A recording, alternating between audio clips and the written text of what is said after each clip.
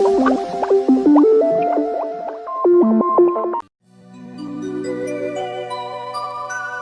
દશામાં અષાઢ વદ અમાસ દિવાહાના દિવસથી આ વ્રત લેવાય।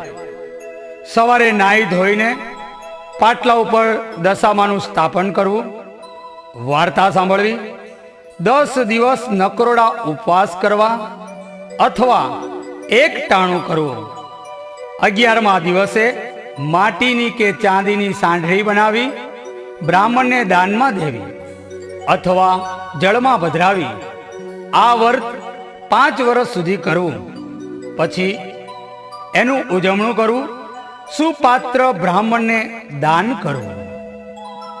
દિવાહાનો દિવસ આવ્યો, બધી બહેનો દશામાનું વ્રત કરે। બીજા દિવસે શ્રાવણ મહિનો શરૂ થાય, અજવાળિયું પખવાડિયું આવે।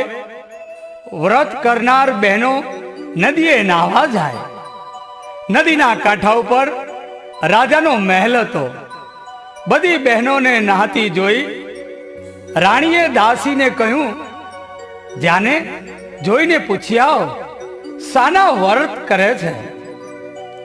દાસી આવીને પૂછ્યું, બહેનો તમે બધા શાના વ્રત કરો છો? બહેનો કહે, દશામાનું વ્રત કરીએ છીએ। એ વ્રત કેવી રીતે થાય?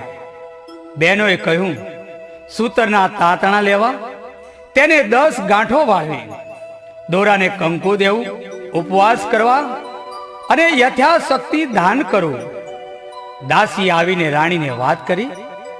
રાણી વ્રત લેવા વિચાર્યું। રાતે રાજા આવ્યા ત્યારે રાણીએ કહ્યું કે હું દશામાનું વ્રત કરું છું। રાજાએ કહ્યું, એ વ્રત કરવાથી શો લાભ થાય? રાણીએ કહ્યું, નિર્ધનને ધન મળે, ફળ મળે, સુખ મળે, શાંતિ મળે, પુત્ર પરિવાર વધે। રાજા અહંકારી હતો, એને કહ્યું, મારે ધનની ખામી નથી, રાજપાટ સુખ સાહેબી બધું છે।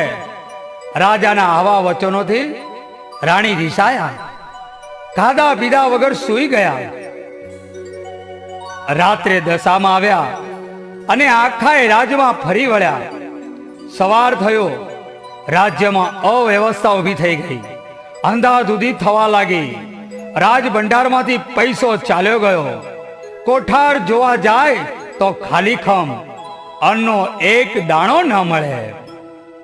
ગામની પ્રજા રાજા પાસે આવીને કહેવા લાગી, રાજા રાણી તમે પહેરે લુગડે બહાર નીકળી જાઓ, તમારા રાજ્યની ખરાબ દશા બેસશે। રાજા રાણી તેમજ 2 કુંવર પહેરે લુગડે ચાલી નીકળ્યા। ગામને પાદર ફૂલવાડીમાં જઈ બેઠા તો ફૂલવાડી બળીને ભસ્મ થઈ ગઈ। રાણી કહે, આપણી કઠણ દશા બેઠી છે, આપણે અહીં રહેવામાં સાર નથી, રાજની પ્રજા દુખી થશે, એ કરતા આપણે ચાલ્યા જઈએ। રાજા અને રાણી આગળ ચાલ્યા। રસ્તામાં કુંવરો ભૂખ્યા થયા। થોડી વારે રાણીની સહેલીનું ઘર આવ્યું। રાણી કહે, બેન બટકું રોટલો આપો। 4 રાડ વિખારણ, રોટલો કેવો ને કેવી વાત, મારા રાજ્યમાં ભીખ માંગતા શરમ નથી આવતી?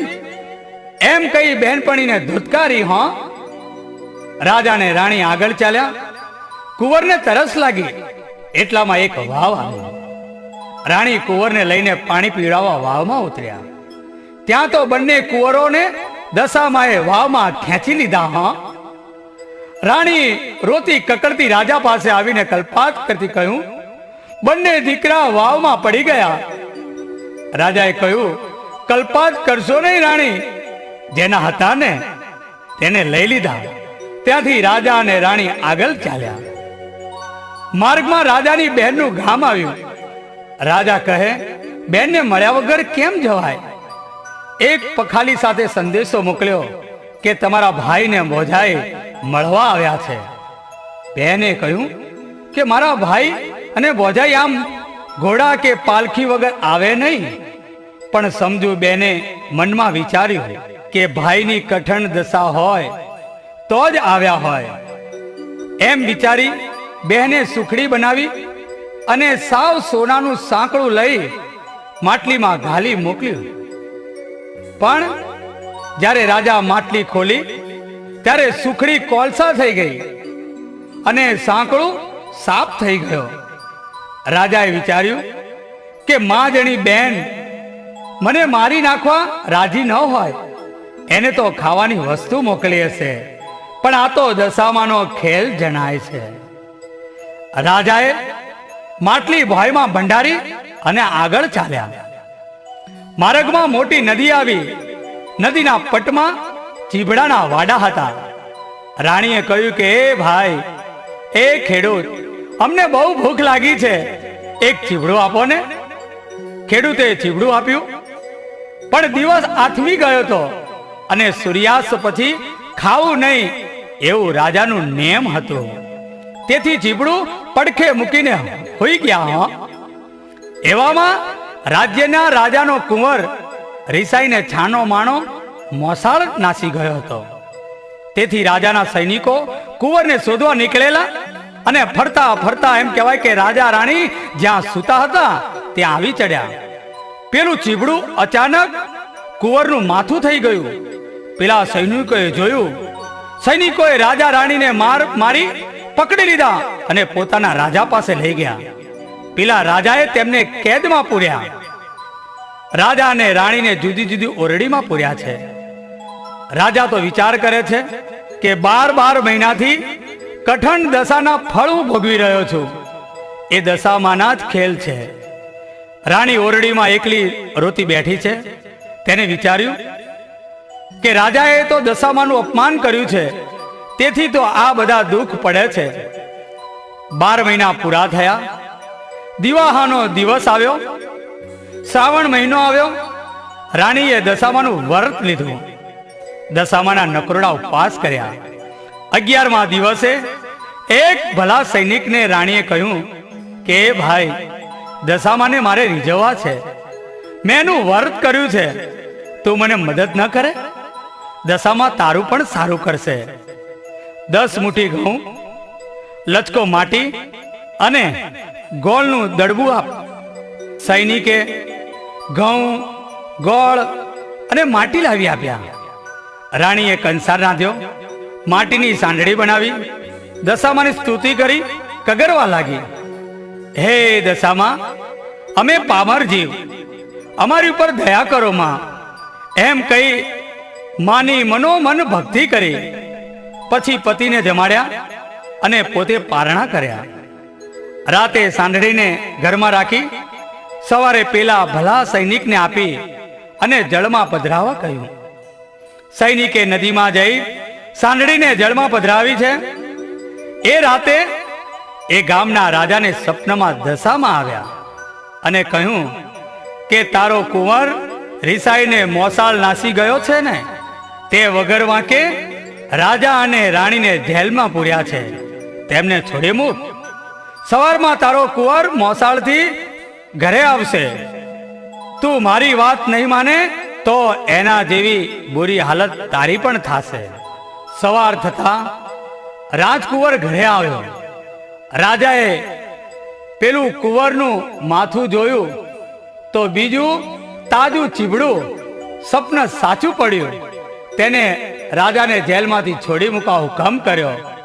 રાજા અને રાણીને સારા કપડાં પહેરાવી રજા આપતા ગામનો રાજા કહે, તમો મારા ગુનામાં નથી, પણ કોઈ દેવના કોપે તમારી આ દશા થઈ છે. આમ કહી વિદાય દીધી છે. રાજા અને રાણી સમજ્યા કે હવે દશા વળતી લાગે છે, માટે ચાલો પાછા વળીએ. રાજા અને રાણી બેનને ગામ આવ્યા. રાજાએ વિચાર્યું કે માજણી બેન મારવામાં રાજી ન હોય. માટલી કાઢી આપણે જોતા જઈએ. ખોદીને માટલી કાઢી અને જુએ તો ખાવા જેવી સુખડી અને સાવ સોનાનું સાંકળું દીઠા. માટલી લઈને રાજા અને રાણી આગળ ચાલ્યા. વચમાં વાવ આવી. દશામાએ વિચાર્યું રાજાના બંને દીકરાને લીધા છે તો હું એને પાછા આપી દઉં. ગયડા ડોશીનું રૂપ લીધું. અને છોકરાઓને આંગળીએ વળગાડ્યા અને હાલવા માંડ્યા. જેવા રાજા ને રાણી ત્યાંથી જાતા હતા, દશામાએ બૂમ પાડી, એ ભાઈ ઉભા રહો, આ બંને રાજાના કુંવર જેવા છોકરા અહીંયા કંઈક ભૂલા પડ્યા છે, તો તેમને ગામમાં લેતા જાઓ. રાજા અને રાણીએ પોતાના છોકરાઓને ઓળખ્યા અને બેઉ રાજકુમારને રાણીએ હેતથી ઉપાડી લીધા. એટલે દશામાએ અસલ સ્વરૂપ ધર્યું. દિવ્ય સ્વરૂપ જોઈ રાજા અને રાણી પગમાં પડી ગયા. પ્રસન્ન થઈ દશામાએ કૃપા કરી. દશામાએ કહ્યું કે હે રાજા, અહંકાર છોડી દેજો, આજથી તમારી દશા વળશે. તમે ઘરે જાઓ, તમારું તમને પાછું મળશે. ઘેર જઈ મારા વ્રતનો મહિમા વધારજો. જે કોઈ મારું વ્રત કરશે તેને મારી કૃપાથી સુખ અને સંતોષ મળશે. એટલામાં દશામાની કૃપાથી એક રથ થઈ ગયો. રથ આપી માતાજીએ કહ્યું, હે રાજા, આ રથમાં બેસી તમારા રાજ્યમાં જાઓ, તમારી કીર્તિ હવેથી વધશે. એટલું કહી દશામાં અદૃશ્ય થઈ ગયા. રથમાં બેસી રાજા રાણી કુંવરોને લઈને આગળ ચાલ્યા. માર્ગમાં બહેનપણીનું ગામ આવ્યું, જેને જાકારો દીધો હતો. તે બહેનપણી સામે ચાલીને રાણીને ભેટી પડી અને કહેવા લાગી, ઓ બેન, ઘણા દિવસે આવ્યા, આજ તો તમને નહીં જવા દઉં. રાજાએ કહ્યું, બેન, મારી દશા કઠણ હતી ત્યારે તમે તો કટકો રોટલોય નતો દીધો, અને આજ તમે રાત રોકાવાની વાત કરો છો, પણ હવે અમે રોકાઈશું નહીં. એટલું કહી રાજા ને રાણી ચાલી નીકળ્યા.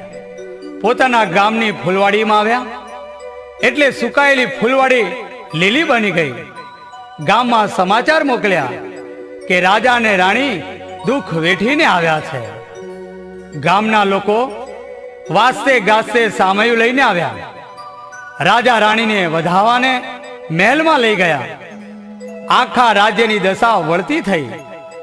સૂર્યના તેજ પેઠે રાજાની કીર્તિ વધવા લાગી. પ્રજાના આનંદનો પાર ન રહ્યો.